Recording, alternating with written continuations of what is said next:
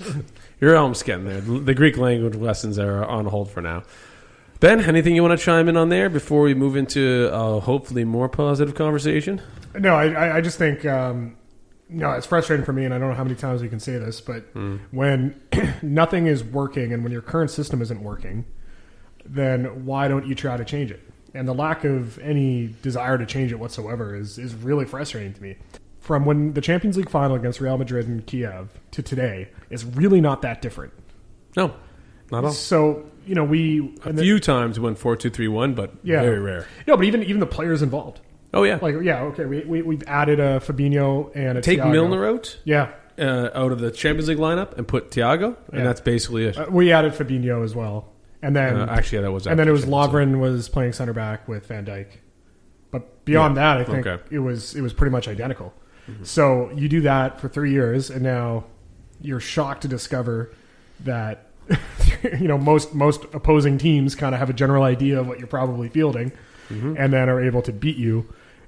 Not only that, but you lose your key players like Van Dijk, Gomez, Fabinho, Hendo, and then you just kind of keep pushing forward, plugging and playing, just hoping it's gonna work out in the end. Like you just keep trying to push through.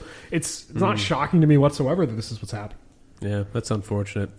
A team that wasn't able to beat Liverpool was kind of hard to find nowadays, but we found them in Budapest.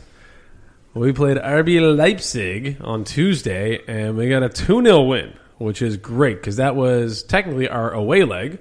So we got those away goals, which are so very important for some reason in Champions League football.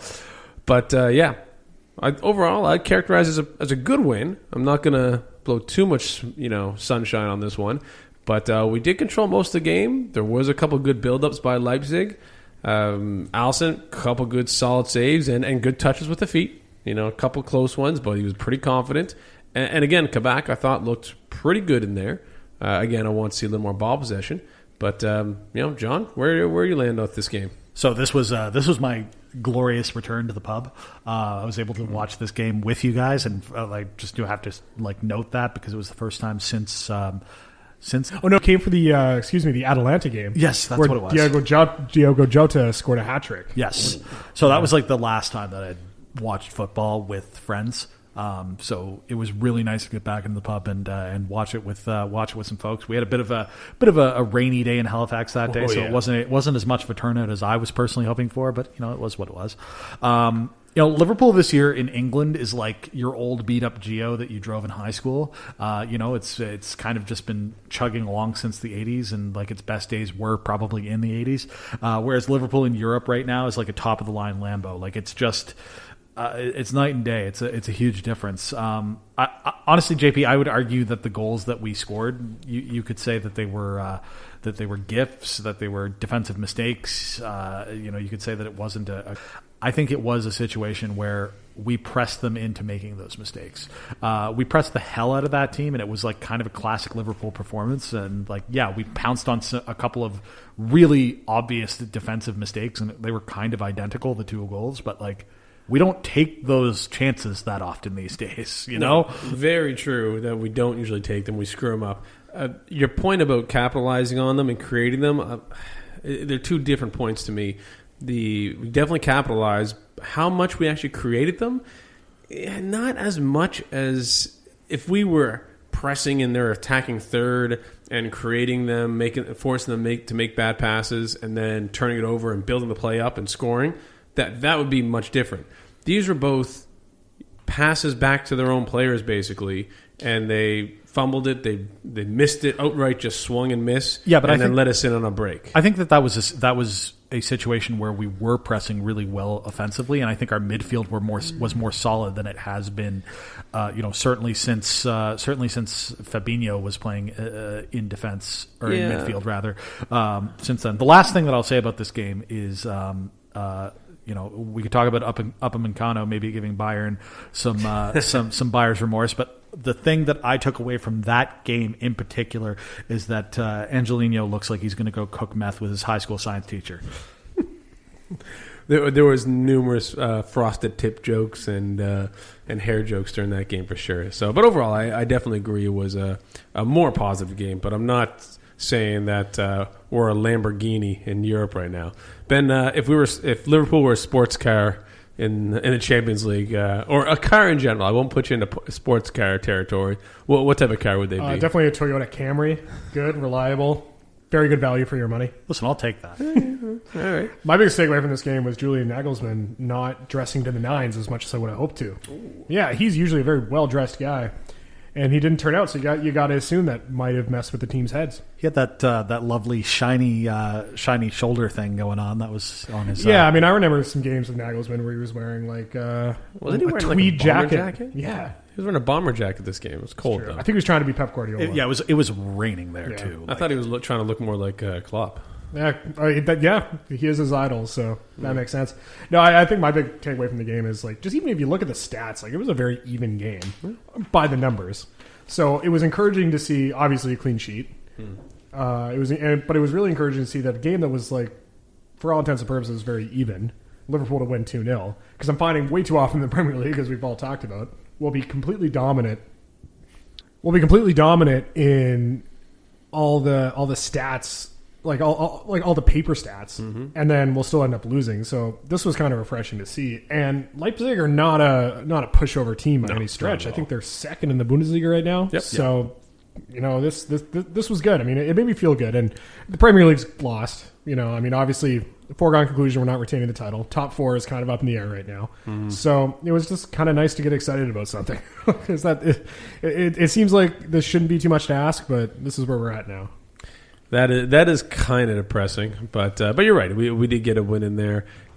So Leipzig definitely aren't a pushover of a team, and there was times there that they were pressing like we used to press, and it was like, holy crap! Like it looks like we're playing against ourselves from a year or two ago. And to our defense and midfield's credit, they withstood it. They kept possession, or they cleared it when they needed to, and didn't make any major mistakes, which I think is a great step forward. And hopefully, we can build up from the Camry to the Lamborghini by the Champions League final time frame. But we'll see. Other than that, guys, Premier League recap around the rest of the league. There wasn't a whole lot of games that I'm really excited to chat about here.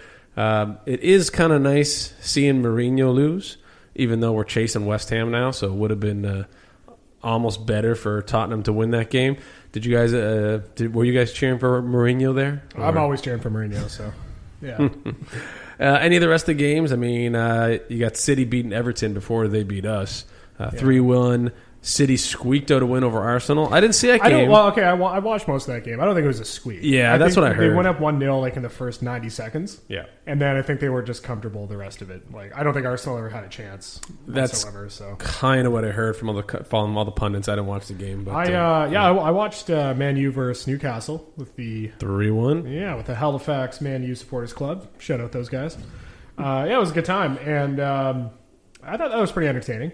Rashford had a really nice goal, as he does. I think I assume Bruno Fernandes scored. I can't remember. He just seems to score all the time. So pretty safe assumption from me. But no, that was a good time, and got to be worried if you're a Newcastle fan. Oh yeah, because they went from being comfortably safe to kind of knocking at the door here of the relegation zone. So where are they at now? I'm just pulling that up here. Jeez, they are 17th, only 3 points up on Fulham. And Fulham's had some good results. They've been playing well, so. Any games you want to touch on, John? I happened to catch... I didn't catch the whole thing, just mainly the highlights. But, man, Minamino's goal against Chelsea was something else. That was... that was a pretty slick little touch. Just a beautiful, sort of little fake juke back to his own right foot, or was it his left? Anyhow, I think he finished on his left. Yeah, finished on his left. So just a beautiful look, tricked the keeper, thought he was going right, and the defender. Ended up going left. They both bit on it. Just that gave me some hope about Minamino's future. I don't think he's necessarily going to be our nailed-on starter, but to have somebody who. It's funny. James Pierce actually released an article today in the Athletic. I know you guys both subscribe, saying that we need to get a player in that can rotate for Bobby Firmino, and it's got to be a top priority. And I don't necessarily think that he's thinking that Jota is that person. I think Jota's too different. Yeah. Jota's there to be able to be in just any of those front three sort of positions, whereas you need somebody who can come in to either play an out-and-out number 9, sort of an upgrade on an Origi, if you will, or somebody who can be a Bobby Firmino type role. I don't think that necessarily Minamino is that person who can play half of the games that Bobby's playing, but I do think that he's an interesting attacking option if he keeps on getting the opportunities for Southampton and capitalizing on them. I think that this is proof positive of what Klopp said when he said Minamino's one for the future. He's a project for the future. And I was always envisioning him as a pretty much direct replacement or sub for Firmino. Played the exact same way, the playmaker, the link-up. But seeing those 2 goals he's already scored for Southampton, those weren't like little, lucked out goals. Like a couple goals he scored for us, the ball kind of dropped at his feet, good finish and such, but they were proper goal scorer goals. So maybe he should be playing up in a front 2 or as a striker or not just as that link up Firmino style.